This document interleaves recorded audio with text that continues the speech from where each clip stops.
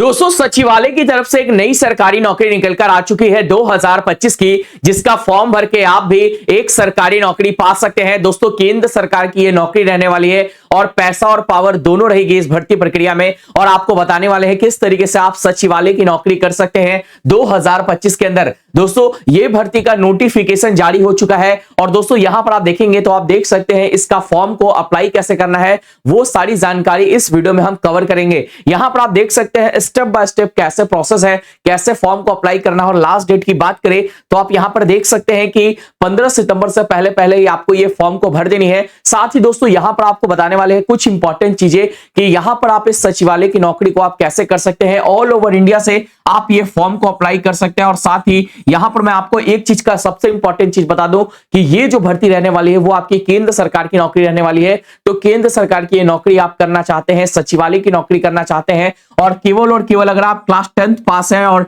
12th पास है तो आप इसमें अप्लाई कर सकते हैं। सैलरी काफी अच्छी खासी रहने वाली है, तो आप यहां पर सैलरी भी देख सकते हैं। और केवल आपको एक सिंगल परीक्षा देनी है और उस परीक्षा को कैसे आपको पास करना है, उस परीक्षा के अंदर आपको कितने नंबर लेकर आने हैं, वो सारी जानकारी इस वीडियो में आपको देने वाले हैं। दोस्तों सेक्रेटरीट ऑफिस की ये नौकरी रहने वाली है और यहां पर आपको मैं बताऊंगा कि अप्लाई कैसे करना है। जो भी लोगों को सचिवालय के अंदर नौकरी करनी है तो वो मैं आपको इस वीडियो में बताने वाला हूं।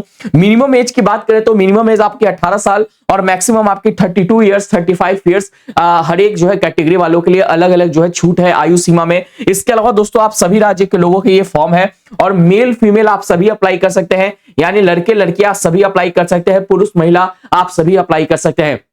इंपॉर्टेंट डेट्स कौन कौन से हैं, क्या क्या चीजें मांगी गई है, इसके अलावा एप्लीकेशन फी क्या रहने वाली है, इंपॉर्टेंट डॉक्यूमेंट्स आपसे क्या क्या मांगे गए, उन सारी चीजों को हम ध्यान से कवर अप करेंगे ताकि दोस्तों आपका कोई भी पॉइंट जो है वो छूटे ना। और यहां पर अगर आप देखेंगे तो आप देख सकते हैं इसमें दो तरीके की पोस्ट निकल कर आई है। जैसा कि आप दोस्तों यहां पर आप देख सकते हैं, यहां पर आपको लिखा हुआ मिल रहा है कि अप्लाई करना चाहते हैं किस पोस्ट के लिए। यहां पर दो तरीके की पोस्ट है। अगर आप बात करें जूनियर स्टेनोग्राफर, इसके अलावा बात करें तो मल्टीटास्किंग स्टाफ, जो कि आपकी एमटीएस वाली पोस्ट रहने वाली है। एमटीएस वाले जो भी लोग फॉर्म को अप्लाई करेंगे वो उनका क्लास 10th पास होना चाहिए। और यहां पर अगर आप बात करें जूनियर स्टेनोग्राफर वाले पोस्ट के लिए तो 12th में आपका स्टेनो मांगा गया, यानी टाइपिंग आपको इसमें नेसेसरी है। तो ये दोनों पोस्ट पे आप अप्लाई कर सकते हैं। और यहां पर आप देख सकते हैं ये जो फॉर्म का स्टार्टिंग डेट है वो आप देख सकते हैं 14 अगस्त से ये फॉर्म स्टार्ट हो चुका है। और लास्ट डेट की बात करें तो 12 सितंबर तक आप फॉर्म को अप्लाई कर सकते हैं। तो किस तरीके से अप्लाई करना है रजिस्ट्रेशन करके दिखाऊंगा, अप्लाई करने का क्या है प्रोसेस, सारी चीजें इस वीडियो में हम कवर करेंगे। आपका काम है वीडियो को ध्यान से और लास्ट तक देखना ताकि आपका किसी प्रकार का कोई भी पॉइंट आपका छूट ना पाए। अगर आपको कोई डाउट है तो वो भी आपको कैसे क्लियर करेंगे वो भी मैं आपको बताऊंगा। लेकिन दोस्तों आगे बढ़ने से पहले अगर आपने अभी तक इस वीडियो को लाइक नहीं किया तो जाइए फटाफट लाइक करिए और चैनल पर अगर आप नए हैं तो चैनल को सब्सक्राइब करके इस तरीके से घंटी वाले निशान को दबा दे। और यहां पर आपको नीचे कमेंट बॉक्स मिलेगा, कमेंट बॉक्स में जाकर आपको टाइप करना है कि किस जगह से आप ये वीडियो देख रहे हैं। अगर आप टाइप करते हैं तो आपके राज्य में निकली हुई जो भी नई भर्तियां रहेंगी वो हम आप तक सबसे पहले लेकर आएंगे। तो दोस्तों सबसे पहले मैं आपको बेसिक चीजें बताऊंगा ताकि दोस्तों यहां पर आप जो भी चीजें हैं, क्या आपका एप्लीकेशन फी है, कितने दिनों तक आप फॉर्म भर सकते हैं, इसके अलावा आपका एग्जामिनेशन में क्या क्या चीजें मांगेंगे हैं, कौन कौन से जो है प्रोसेस आपको फॉलो करने हैं, कितने नंबर की आपकी परीक्षा होने वाली है क्लास 10th लेवल पे अगर आप फॉर्म भरते हैं, 12th वाले में आपको फॉर्म भरते हैं, दोनों में आपका सिंगल पेपर होगा। एक सिंगल पेपर आप पास करिए और दोस्तों इसके अंदर आप सरकारी नौकरी करिए सचिवालय के अंदर। तो दोस्तों यहां पर आप देख सकते हैं, सबसे पहले बात करें वैकेंसी की तो ये दोस्तों सचिवालय की भर्ती है। और दोस्तों यहां पर जूनियर स्टेनोग्राफर और एमटीएस के पोस्ट रहने वाली है। वेरियस इसमें पोस्ट है, यानी कई सारी ऐसी पोस्ट है जिसपे आप अप्लाई कर सकते हैं। फॉर्म आपका ऑनलाइन है, 12 सितंबर से पहले पहले आपको भर देनी है। दोस्तों हो सकता है 2-3 दिनों का और भी आपको टाइम मिले, 15 सितंबर तक आपको टाइम मिले फॉर्म को करेक्ट करने का। अगर आप किसी प्रकार का कोई भी गलती करते तो उसको भी आपको सुधारने का समय मिलेगा। मिनिमम एज की बात करें तो 18 और मैक्सिमम एज की बात करें 27। ऑल इंडिया से मेल हो या फीमेल हो आप सभी अप्लाई कर सकते हैं। अब दोस्तों यहां पर बात करें कौन से पोस्ट के लिए कौन से लोग अप्लाई करेंगे तो यहां पर आप देख सकते हैं एलिजिबिलिटी क्राइटेरिया पोस्ट वाइज। अगर आप देखिए यहां पर तो जूनियर स्टेनोग्राफर की पोस्ट है, यानी स्टेनो में अगर आप बनना चाहते हैं इसमें तो आपका क्लास 12th मांगी गई। इसके अलावा स्टेनोग्राफी और टाइपिंग स्किल मांगा गया है। वर्ड कितने टाइपिंग आपका चाहिए वो भी बताऊंगा। अगर आप केवल एमटीएस वाले पोस्ट के लिए अप्लाई करना चाहते हैं यानी मल्टीटास्किंग स्टाफ पे तो दोस्तों इसमें केवल प्लेन आपका जो है यहां पर आप देख सकते हैं केवल मैट्रिकुलेशन मांगा गया है, यानी क्लास 10th मांगा गया है। इसके अलावा बात करें एज लिमिट की तो आप नीचे आ पाएंगे। और मिनिमम एज और मैक्सिमम एज की बात करें तो मिनिमम एज आपकी 18 साल और मैक्सिमम आपकी 27 ईयर। ये जो है आपकी जनरल कैटेगरी वालों के लिए आपका ये एज लिमिट है। अगर बात करें अगर SC ST OBC अगर आप कैंडिडेट हैं तो आपको इसमें 3 साल और 5 साल के क्रीमी लेयर और नॉन क्रीमी लेयर वालों को छूट मिलेगा। तो यहां पर आप देख सकते हैं 5 साल का आपका छूट मिलेगा, 7 साल की भी छूट है। तो ये सारी चीजें हम आपको नोटिफिकेशन में आपको दिखाएंगे। दोस्तों अगर आप बात करें एप्लीकेशन फी का तो जनरल OBC और EWS वालों को 500 रुपए की फॉर्म फी पेमेंट करनी है। फॉर्म फी आप ऑनलाइन आपको पेमेंट करना होगा, SBI के माध्यम से आपका फॉर्म फी पेमेंट होगा। तो वो भी बताऊंगा। SC ST वुमेन है, अगर आप PWD कैंडिडेट है तो आपका फॉर्म फी बिल्कुल फ्री रहेगा, कोई पैसा आपका लगने वाला नहीं है। अब बात करें इंपॉर्टेंट डेट्स की तो दोस्तों आपको मैंने पहले ही बताया 14 अगस्त से ये फॉर्म स्टार्ट हो रहा है। सिलेक्शन में आपका एक सिंगल पेपर होगा। उसके अलावा अगर आप बात करें स्टेनो वाले पोस्ट के लिए आपका स्टेनो का टेस्ट होगा, टाइपिंग टेस्ट होगा, उसके बाद डॉक्यूमेंट वेरिफिकेशन होगा और फाइनल आपका मेडिकल एग्जामिनेशन होगा और आपकी मेरिट लिस्ट बनेगी। दोस्तों कौन कौन से इंपॉर्टेंट डॉक्यूमेंट्स आपसे मांगे गए हैं जिनको आपको तैयार कर लेना है, तो यहां पर आप देखेंगे तो सबसे पहले आपको अपना पासपोर्ट साइज की फोटोग्राफ्स आपको तैयार करने हैं। वो कितने फोटोग्राफ्स, तो 4 फोटोग्राफ्स आप हमेशा रखें। इसके अलावा सिग्नेचर आपका मांगा गया है तो सिग्नेचर आपके पास होना चाहिए। आधार कार्ड का ID आपके पास होनी चाहिए यानी आधार कार्ड की फोटोकॉपी। इसके अलावा एजुकेशन क्वालिफिकेशन यानी सर्टिफिकेट आपके पास होनी चाहिए, क्योंकि ये क्लास 10 और 12 की जो है भर्ती है। तो आप क्लास 10 पास है तो उसकी मार्कशीट,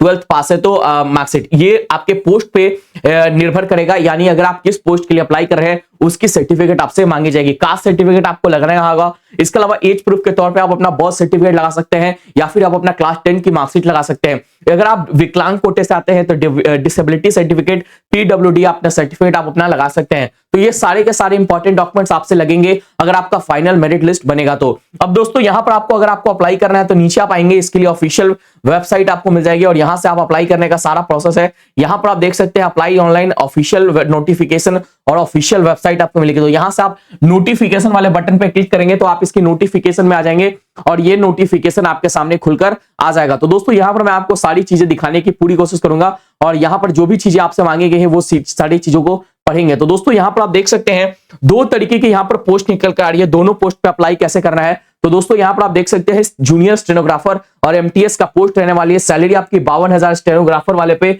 और 35-36 हजार रुपए आपकी बेसिक सैलरी रहने वाली है। इस पे 27 साल और एज लिमिट है। इसके अलावा आयु सीमा में आपको छूट भी मिलेगा अगर आप अलग कैटेगरी से आते हैं। यहां पर अगर आप देखें तो आपको मैंने पहले ही सारी चीजों के बारे में बता दिया क्या क्या चीजें आपकी क्वालिफिकेशन है। अब बात करते हैं सीधे आपकी एग्जामिनेशन रिलेटेड क्या क्या चीजों में आपका एग्जाम होगा। तो दोस्तों यहां पर आप नीचे पाएंगे और फॉर्म भरने का सारा चीज भी आपको बताऊंगा। तो नीचे पाएंगे तो यहां पर आपको एग्जामिनेशन रिलेटेड चीजें भी दी गई हैं। जिन लोगों को फॉर्म भरना है वो अपना नोटिफिकेशन को करेक्टली पढ़ेंगे सारी चीजों को। तो दोस्तों यहां पर आपका 2 तरीके का एग्जाम होगा, यानी पेपर 1 होगा MTS वालों के लिए, केवल एक पेपर होगा MTS वालों का और स्टेनोग्राफर का। तो वो चीजें आपको नोटिफिकेशन में ध्यान से देखना होगा। तो मैं आपको ले चलता हूं, नोटिफिकेशन पूरा दिखाता हूं।